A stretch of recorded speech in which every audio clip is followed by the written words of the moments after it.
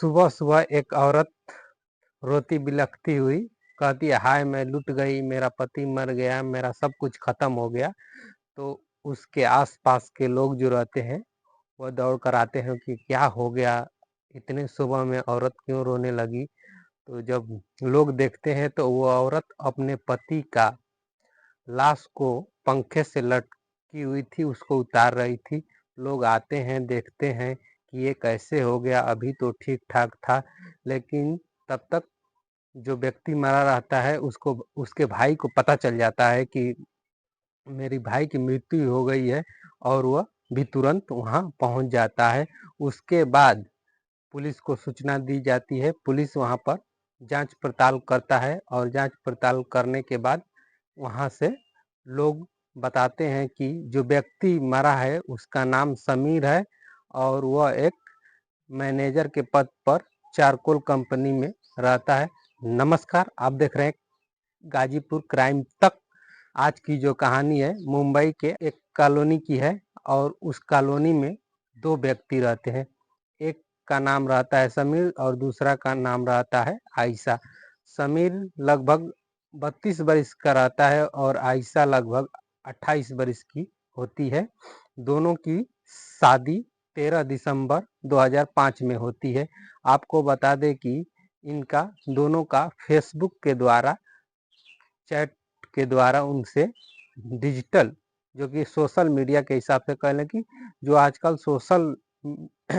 Social media पे जो चल रहा है उस हिसाब से दोनों में चैट होती रही, और चैट होते होते एक दूसरे के जान पहचान होने लगा। कुछ समय दोनों वीडियो कॉल भी बात करने लगे, जिससे दोनों में धीरे धीरे आपसी नज़दीक बन बैठी, और दोनों पढ़ाई को लेकर दोनों आपस में डिस्कस करते रहते हैं। आपको बता दें कि आयशा जो रहती है वह दिल्ली की रहती है, और समीर जो रहता है वह चंडीगढ़ का रहता है।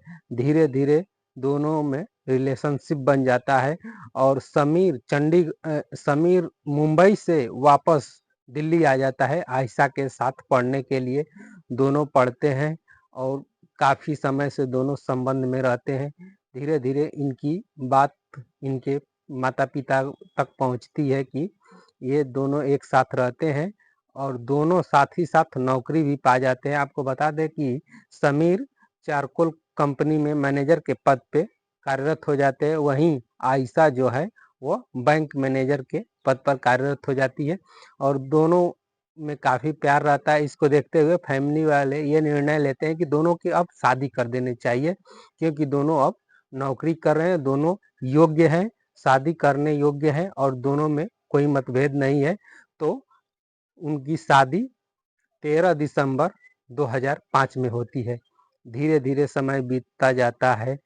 कहीं ना कहीं 2-3 साल जब बीतता है तो आयशा को लगता है कि इस घर में एक बच्चे की आवाज़ गूंजनी चाहिए, लेकिन ऐसा नहीं होती। अपने पति से कहती है, लेकिन पति कहता है कि हम लोग प्रयास करेंगे, धीरे धीरे 2-3 साल में हो जाएगा।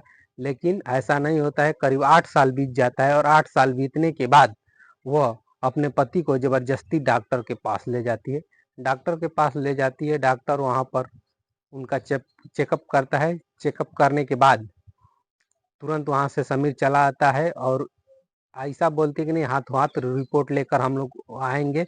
लेकिन वहाँ से समीर तुरंत चला आता है, लेकिन आयशा जो है वह रिपोर्ट को हाथों हाथ लेने के लिए रुकी रहती है। लेकिन जब डॉक्टर उसको बताता है तो चौंकाने वाली बात आती है। डॉक्टर बताता है कि तुम्हारा पति जो है नपुंसक है, और वो कभी बच्चा नहीं पैदा कर सकता है, जिससे आयशा के पैरों के तले जमीन खिसक जाती है, और वो पूरा आश्चर्यचकित हो जाती है। धीरे से घर आती है। घर आने के बाद दोनों में अनबन शुरू हो जाती है। आयशा को अब चिंता सताने लगता है कि वो कभी माँ नहीं बन सकती है, क्योंकि उसका पति नपुंसक है, और वो बैंक में भी उसका कार्य करने का मन नहीं लगता है। लेकिन बैंक में काम करना पड़ता है, क्योंकि वो नौकरी है, इसलिए वो काम करती है। धीरे धीरे कुछ दिन बीतता है। एक दिन ऐसा होता है कि बैंक का जो बाथरूम है उसमें का नल खराब हो जाता है, और उसका जो मैनेजर है वो बोलता है कि आयशा एक प्लम्बर आएगा, वो प्लम्बर को पूरी जिम्मेदारी तुम्हारी है कि उसको ले जाकर नल ठीक कराना और जो भी चाहिए उसे तुमको देना है। तो वो बोलती है ठीक है सर। अब प्लम्बर आता है, प्लम्बर को देखकर वो आयशा फिसल जाती है, क्योंकि प्लम्बर लंबा, हट्ठा कट्ठा और चिकना रहता है, जिससे देखकर कहीं ना कहीं आयशा उस पे फिसल जाती है और उसका मन मचल जाता है उस प्लम्बर पर। प्लम्बर से जब तक वो नल को ठीक करता है तब तक आयशा बात करती है, जब तक ठीक करके फिर वो धीरे धीरे उससे नंबर ले लेती है। नंबर लेने के बाद वो प्लम्बर चला जाता है। आयशा धीरे धीरे अपनी जिंदगी में आगे बढ़ती रहती है, लेकिन उसके मन में एक चिंता सता रही होती है कि वो माँ नहीं बन पाएगी।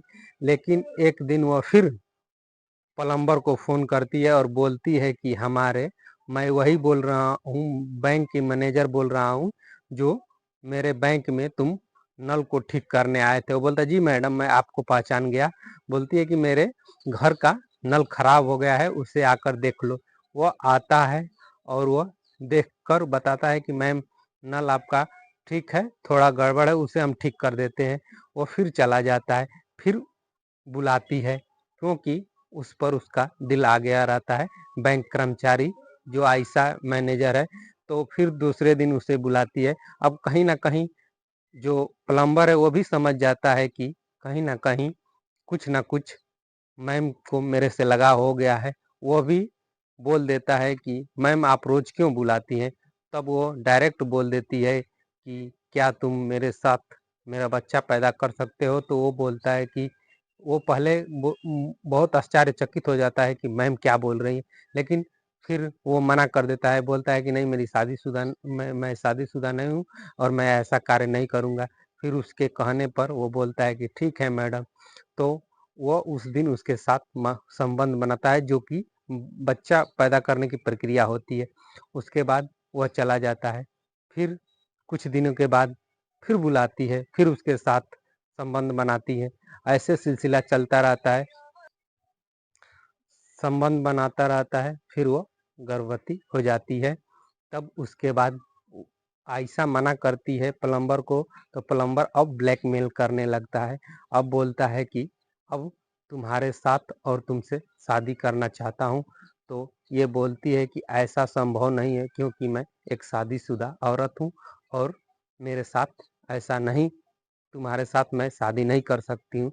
फिर भी वो बोलता है कि नहीं, नहीं कर सकती है तो मेरे साथ संबंध बनाती रहो। फिर वो रोज आता, रोज संबंध ऐसे ही बीतते गया। 2-4 महीने जैसे जैसे बीतते गए दिन, एक दिन ऐसा हुआ कि जो समीर है वो अचानक कंपनी से दोपहर में छुट्टी लेकर आ गया और वो देख लिया आयशा और प्लम्बर दोनों को एक साथ संबंध बनाते। वो बहुत गुस्सा हुआ, चिल्लाया। उसके बाद उसको मारा, आयशा को बहुत मार मारा। उसके बाद आयशा ने फ़ोन करके प्लम्बर से बताया कि आज मेरे को मेरे पति ने बहुत मारा है, और जिससे आयशा का द्वेष अपने पति के प्रति बढ़ गया और वो प्लम्बर के तरफ खींची चली गई। और उसके बाद प्लम्बर ने कहा कि मैं उसका जान ले लूँगा, तुम पर हाथ उठाया है।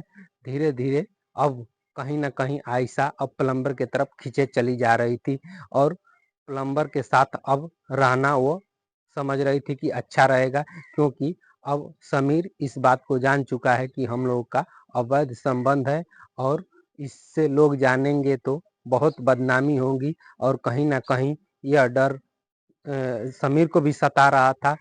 तो समीर भी फिराक में था प्लम्बर को मारने के लिए।